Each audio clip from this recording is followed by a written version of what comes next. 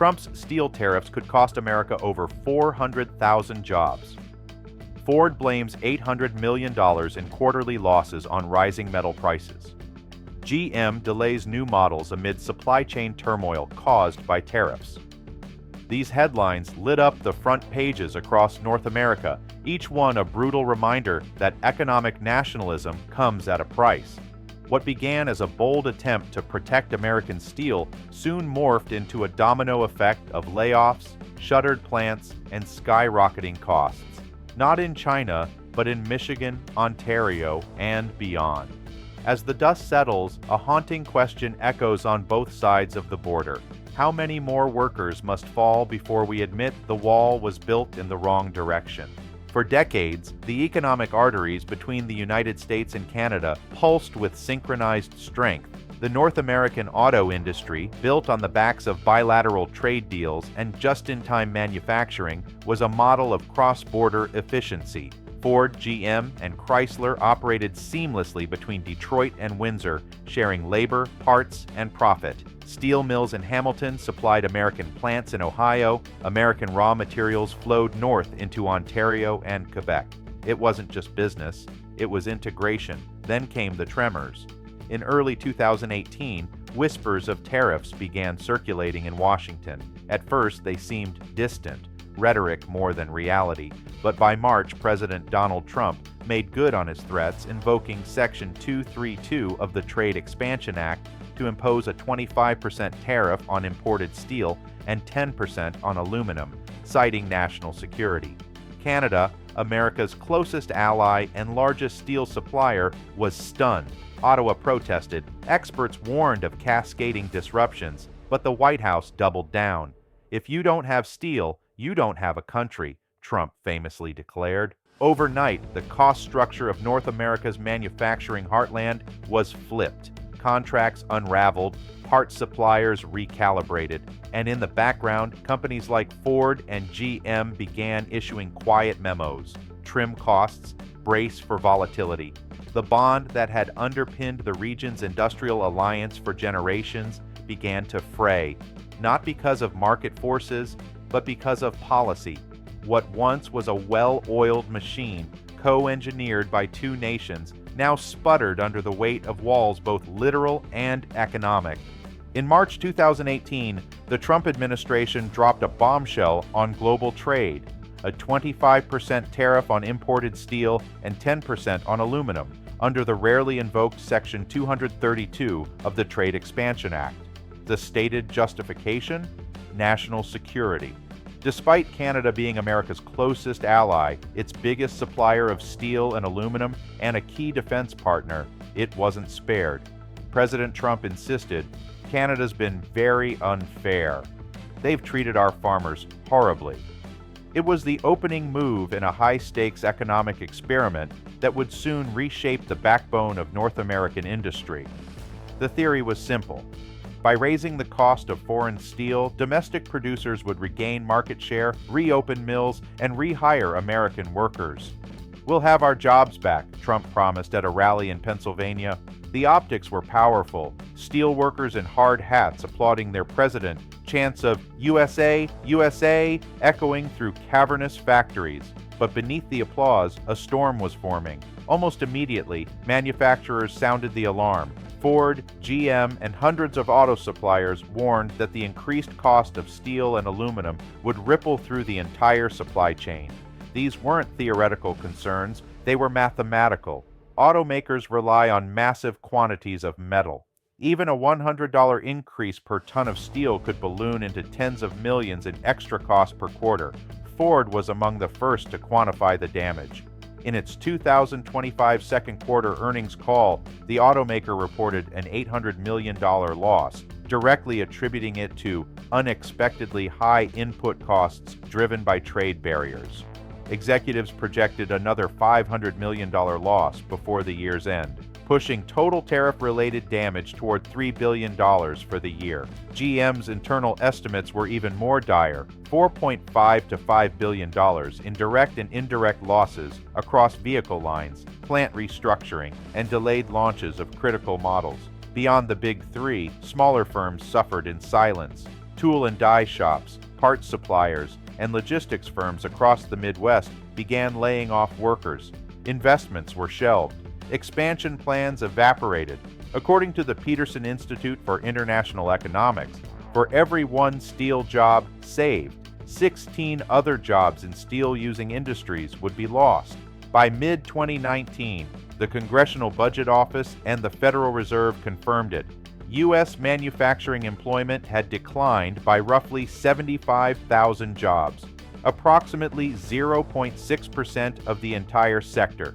The American strategy had a name, protectionism, but its unintended consequence, internal implosion. Canada's reaction was swift, calculated, and tinged with disbelief. Foreign Minister Chrystia Freeland called it an insult to the decades of military, economic, and diplomatic alliance between our two nations. Prime Minister Justin Trudeau described the tariffs as absolutely unacceptable. Ottawa didn't just protest with words, it retaliated with actions. Canada imposed $16.6 billion in reciprocal tariffs on American goods, targeting products manufactured in politically sensitive swing states, whiskey from Kentucky, orange juice from Florida, and Harley-Davidsons from Wisconsin. These were not arbitrary targets. They were aimed at the electoral base of the Trump administration. But beyond retaliation, the Canadian government faced an internal crisis of its own. The country's integrated supply chain with the U.S. meant that any shock south of the border sent tremors northward. Canadian steelmakers like Stelco and Algoma warned of reduced orders from American partners. Auto plants in Ontario, which assemble vehicles using parts from Michigan and Ohio, faced price hikes on inbound materials. This disrupted production schedules and forced renegotiations with global buyers who now saw North American vehicles as increasingly uncompetitive. Local governments scrambled to offer subsidies to keep plants afloat. In Windsor and Oshawa, mayors convened emergency sessions with labor unions and auto executives to stave off mass layoffs. By early 2025, an estimated 27,000 jobs had been lost or threatened in Canada's auto-adjacent sectors, with Ontario bearing the brunt. Perhaps more quietly, but more significantly, Canadian companies began hedging. Some sought alternative supply chains in Europe and Asia. Others began expanding domestic capacity to become less reliant on U.S. trade. The idea of decoupling from the American economic orbit, once unthinkable, entered mainstream political discourse. But this wasn't just about economics. It was about dignity. Canada had spent decades as a cooperative partner, often compromising to maintain harmony in trade agreements like NAFTA and, later, the USMCA. The Trump tariffs shattered that illusion. Suddenly, Canada was not a friend in Washington's eyes, but a suspect. This shift in tone would leave scars far deeper than any spreadsheet could measure. Today, the economic relationship between the United States and Canada finds itself in an uneasy limbo. The tariffs remain a wound that hasn't fully healed, even with a change in U.S. leadership. Although the Biden administration rolled back some of the Trump-era policies, lingering distrust continues to cloud negotiations. Businesses across North America operate under what one Canadian CEO described as strategic uncertainty, unsure whether to invest, expand, or wait. Ford and GM continue to restructure their North American operations. Plants in Michigan and Ontario remain below capacity. Labor unions on both sides of the border demand clarity. Meanwhile, supply chain pressures, once caused by tariffs, are now compounded by global disruptions, inflation, and geopolitical tension. Policymakers meet, statements are made, but little changes. What began as a steel tariff has metastasized into a crisis of confidence in the North American economic model itself. No one wants to blink first, and so the impasse persists. One side believes it must stand firm to protect sovereignty and industrial strength. The other clings to multilateralism and rules-based trade. In the middle, hundreds of thousands of workers, jobless, anxious, and unheard. The fracture is no longer just policy, it's philosophical. In Windsor, Ontario, a city known as the automotive capital of Canada, the reverberations of Trump's steel tariffs weren't just felt, they were lived. For over 50 years, The Nemak aluminum casting plant had been a lifeline for thousands of Canadian families. It produced engine blocks and transmission cases for Ford and GM, operating on razor-thin margins and just-in-time delivery schedules that depended on cross-border stability. But in late 2024, the plant abruptly shut down its third shift. Within weeks, over 600 workers were laid off. "I worked here 19 years, said Sandra Gervais, a line supervisor, and one memo took it all away. They said steel costs made the contract unprofitable, but it wasn't our fault." Sandra's story is one of thousands. Canadian suppliers, many of which export to U.S. automakers, found their margins squeezed by tariff-induced costs. With U.S. companies trimming production or relocating procurement to domestic sources, Canadian firms lost critical business. A 2025 report by Canada's Automotive Parts Manufacturers Association found that nearly 11% of its member firms either downsized or permanently closed in the 2 years following the implementation of U.S. tariffs. That translated into over 27,000 jobs lost across Ontario and Quebec, regions already struggling to adapt to automation and electrification.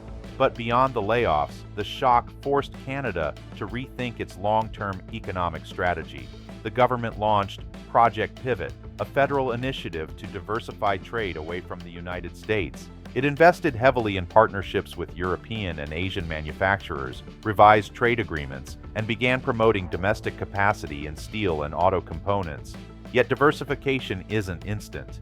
Canadian industries, built over decades to complement American production, found it hard to reroute overnight. As one APMA executive put it, "The damage is done. We can rebuild, but the scar is permanent." The cost for Canada wasn't just economic, it was existential. In Jackson, Michigan, the story of Holloway Precision, a third-generation machine shop that supplies stamped parts to Ford, is a case study in irony. Founded in 1964, the company had weathered oil shocks, recessions, and the 2008 financial crisis. But in 2025, it nearly folded, not because of foreign competition, but because of an American-made trade policy. "Steel prices went crazy," said Mark Holloway, the current CEO. "We used to pay $600 a ton. After the tariffs, it jumped to $950. Our biggest customer cut orders by 40%. We tried to renegotiate, but they went with a cheaper supplier abroad." Holloway had to lay off 17 of his 50 workers. He refinanced the shop to stay afloat. His story is emblematic of a broader trend. While Trump's steel tariffs were designed to revive domestic producers, the unintended casualties were the very industries that consume that steel: automotive, construction, and machinery. According to the Peterson Institute, for every steelworker whose job was protected, 16 workers in downstream industries lost theirs, and consumers weren't spared either. Car buyers faced price hikes across the board. A mid-range pickup truck, once $35,000, now edged closer to $38,000, largely due to increased input costs. According to the Council on Foreign Relations, the average American household paid between $500 and $800 more annually for durable goods as a result of tariffs on steel and aluminum. Even U.S. steel companies didn't reap windfall profits. While a few mills reopened and some jobs returned, the total benefit, estimated at $270,000 per job saved, was dwarfed by the nearly $900,000 cost imposed on consumers and manufacturers. In Washington, the narrative spun toward patriotism and sovereignty, but on the ground, business owners like Mark saw something else. Policies crafted in political war rooms, far removed from the factory floor. "We didn't need saving," he said. "We needed stability." The price wasn't just paid in dollars, it was paid in trust. Steel was supposed to be the shield. Instead, it became the wedge. What began as a promise to protect jobs has fractured industries, strained allies, and upended one of the most successful economic relationships in the modern world. Ford and GM are downsizing, Canada is diversifying, and thousands of workers from Jackson, Michigan to Windsor, Ontario are left wondering what comes next. The US says it's about sovereignty. Canada says it's about fairness. But maybe the real question is this: when protection becomes punishment, who's really being defended? If you're invested in understanding the real cost of economic decisions and what they mean for people on both sides of the border, make sure to like this video, share your thoughts in the comments, and subscribe to the channel for more in-depth stories.